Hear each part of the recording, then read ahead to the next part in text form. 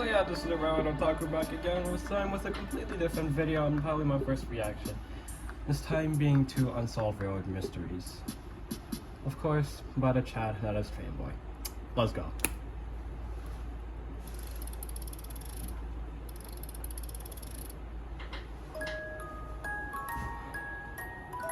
슈바츠신거.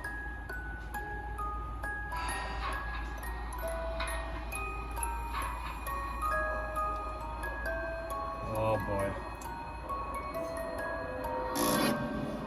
Oh Jesus.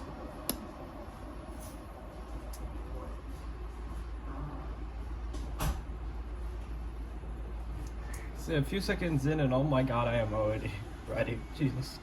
If you're anything like me, you probably don't think of unsolved mysteries when you think of the railroad. For most people, it's either a happy place or a workplace. If you're lucky, maybe both. But as there always is, there is a flip side. In this situation being that it's not always so positive, and a lot of strange and terrible things have happened that might not ever get answers. And today I thought it'd be interesting to take a look at some of these events, of which I have two. So without further ado, let's take a look at some of these unsolved railroad mysteries. Yep. I don't care if shit's disturbing. I can get through this in 2 seconds. On October 9th, 1995, an Amtrak passenger train known as the Sunset Limited was making a routine trip from Los Angeles to Miami.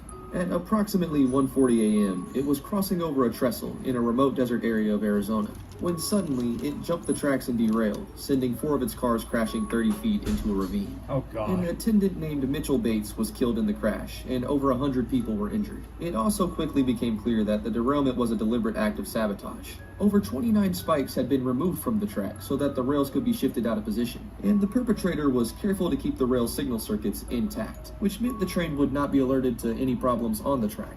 This would suggest that whoever was responsible had an intimate knowledge of railroads. In fact, the method used to derail the Sunset Limited was very similar to an act of sabotage from 1939, which caused a passenger train called the City of San Francisco to derail in the Nevada desert, killing 24 people. Yeah, I actually An article about the City of San Francisco had been published in a train journal shortly before the Sunset Limited derailment, and may have inspired the perpetrator. At the actual crash site, investigators found 4 typewritten copies of a note claiming responsibility for the attack.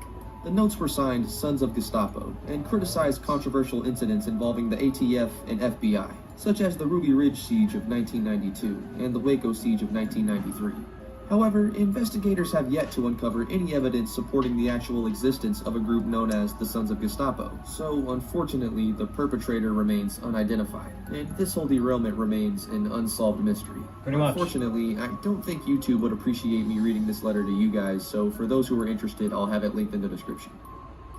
I don't know, maybe I'll just have a separate video of like me reading it, I don't know.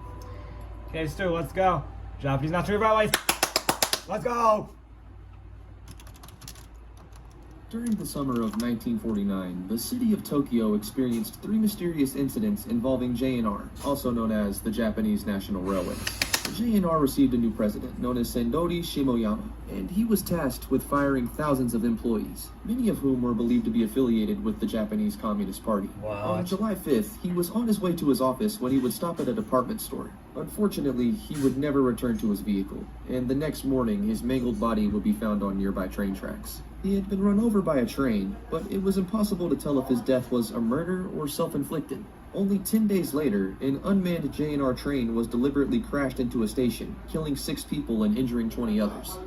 10 JNR union members were indicted for sabotage, as authorities believed the incident was retaliation for the upcoming job cuts, but only one suspect would be convicted after confessing to the crime. And after confessing and receiving a life sentence, that same person would recant his confession and maintain his innocence until his death in 1967. His family would continually fight to clear his name, and newly uncovered evidence suggests that he was in a bathhouse at the time of the crash. And finally, on August 17th, another JNR train would derail near a station after joints and spikes were removed from the track. This would cause the death of 3 crewmen, and once again, 20 JNR union activists, many of them affiliated with the Communist Party, were accused of orchestrating the crash. However, as the years went on, their convictions were all overturned. It's now instead believed that all 3 JNR incidents were orchestrated by the authorities, all as a part of a conspiracy to discredit the Communist Union, but unfortunately still remaining altogether an unsolved railroad mystery. Dude. Dude, this isn't Hero. Hero's a D51, and this is a C51. If you guys would like to see more railroad mysteries, be sure to let me know down below in the comments, and also let me know if you guys have any recommendations. This video was definitely a bit darker than other ones, but hopefully you guys still enjoyed, and hopefully I was able to pique your interest as well. As always, thank you guys again for watching, and I'll see you guys in the next one.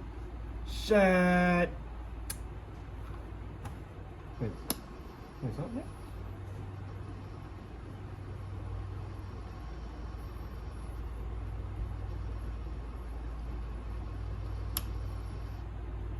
Mazda inside. Shit. Wow. I do have a few things to say here. So yeah, what's in the thumbnail and throughout the video at the end of the video is a C51. And a C51 is a 462 Pacific, and therefore it's a much older design, I think from like something like early 1910s of some sort, I don't know. Yes, these are underrated. Very, very underrated in the West.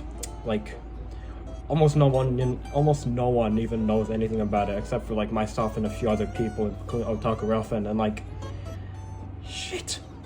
But like, yeah. And Hero, on the other hand, is a D51 2A2 Mikado. Okay, I'm done here. Have a good day.